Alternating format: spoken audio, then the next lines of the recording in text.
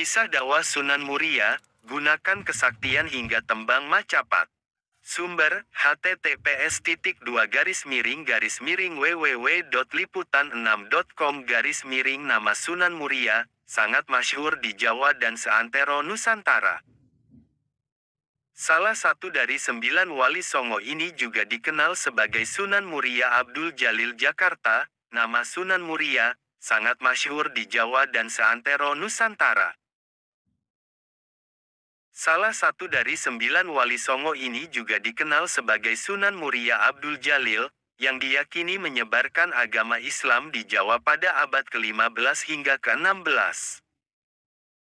Sunan Muria merupakan tokoh yang sangat penting dalam sejarah penyebaran Islam di wilayah Jawa Tengah, terutama di sekitar Gunung Muria, Jawa Tengah, Indonesia.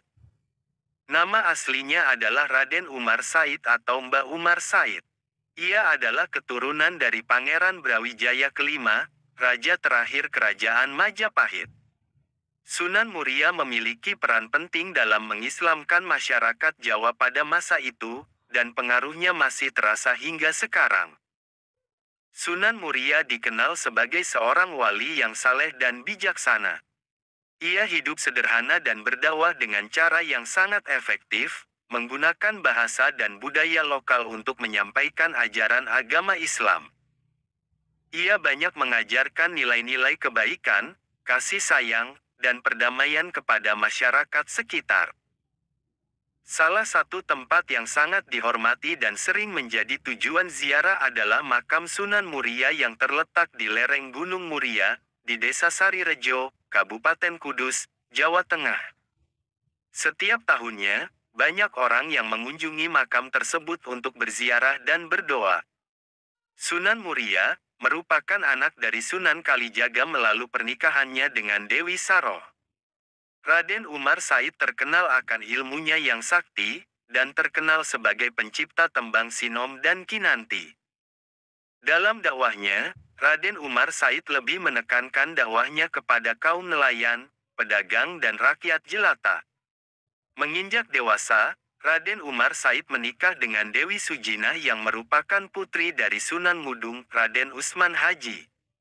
Sunan Mudung merupakan salah satu putra dari Sultan Mesir yang melakukan perjalanan hingga Tanah Jawa.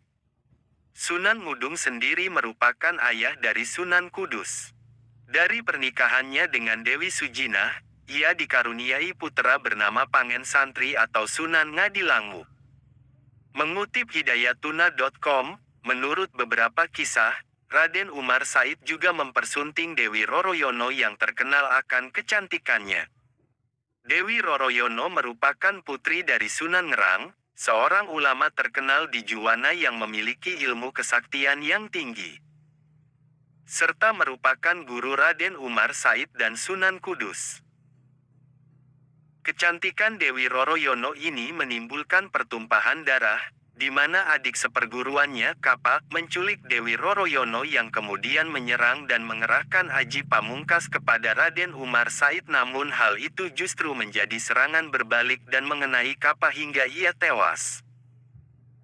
Keistimewaan atau karomah Sunan Muria berada pada benda-benda peninggalannya.